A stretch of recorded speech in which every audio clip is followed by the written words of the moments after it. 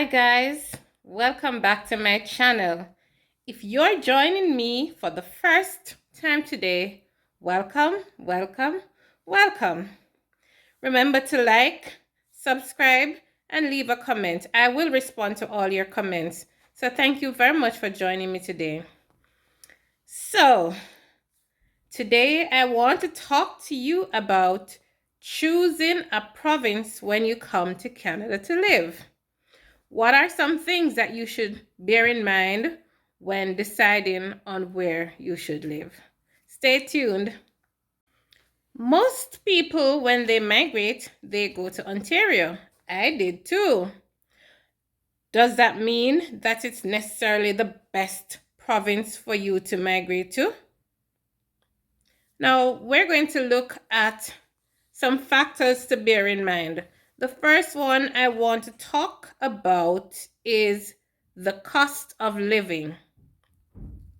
Now, in Ontario, the cost of living is higher, and in Vancouver, BC, the cost of living is higher, while the minimum wage is not much more than what exists in some of the other provinces that have a lower cost of living. So it's important to think about the lifestyle you want to live and to see whether or not the province will cater to your particular lifestyle.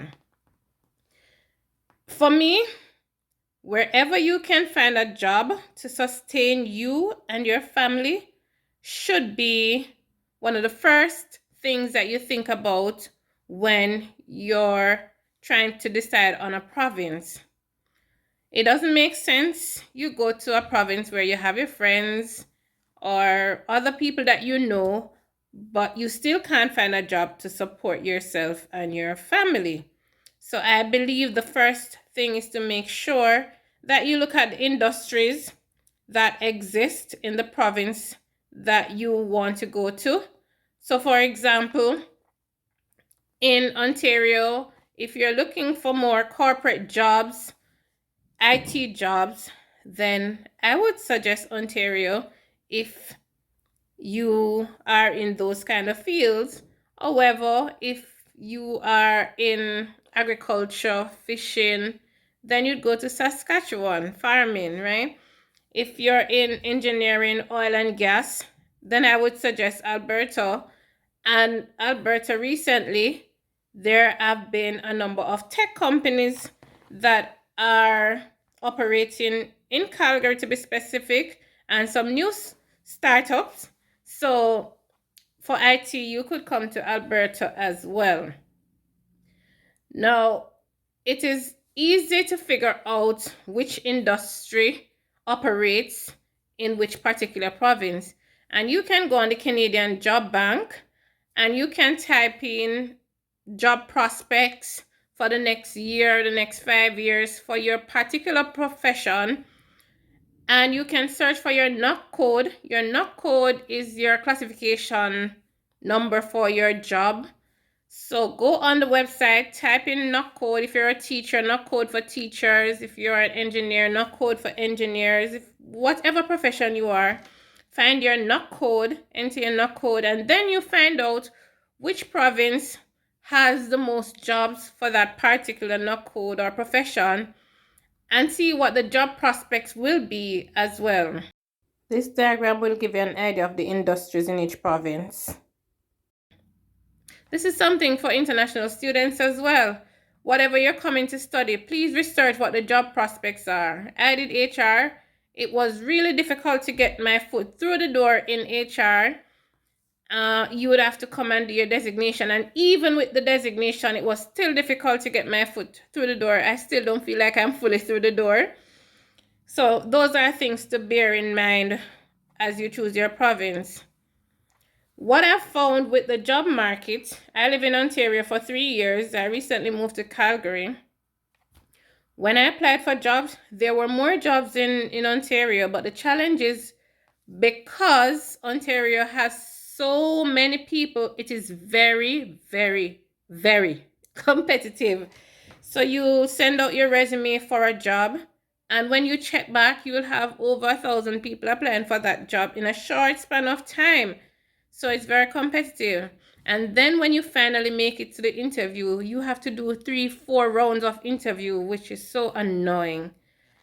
So that's something to bear in mind. Though you may have more jobs, in Ontario, it's more competitive. When I moved to Calgary and I did interviews here, the most I did was 2 rounds of interviews. 2. And remember, I told you in Ontario I did 4 rounds, up to 4 rounds. So bear that in mind as well.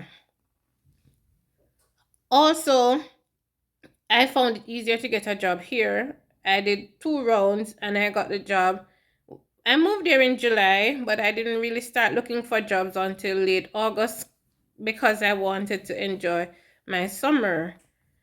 And I also wanted to get familiar with Alberta and how things are done here. So I had a few training sessions with the Calgary Catholic Immigrant Services, and that's somewhere you can go to if you come here, and just to find out the laws, employment laws, things that happen in Alberta. So yes, but I tell you that I got a job in less than 3 weeks when I started actively looking for a job.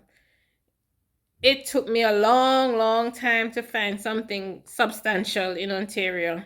So that's something you could bear in mind as well. So make sure that wherever you're going to go, you're able to find a job. Look at the minimum wage. For example, in Alberta, the minimum wage is $15, while in Ontario, the minimum wage is $15.50. But at the same time, in Alberta, when you buy things, you would pay 5% tax on your goods, while in Ontario, you're paying 13% tax on your goods.